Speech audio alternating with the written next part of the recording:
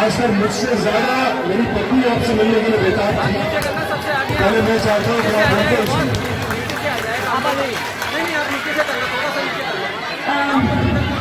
जब सुशांत ने कहा कि वो जामिया जा रही है तो उसका शाहीन बात चाहिए मुझसे आना निकला, मुझे आना ही था। मैं उन दादियों से मिलना चाहती हूँ जिनकी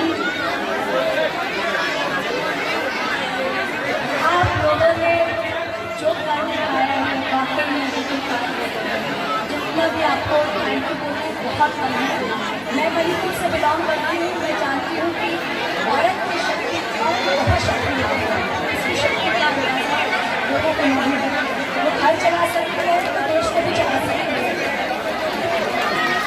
और भी सरकार से ये दरख्वास्त है कि प्लीज़ आकर एक बार इनसे मिले, उनकी बात सुने।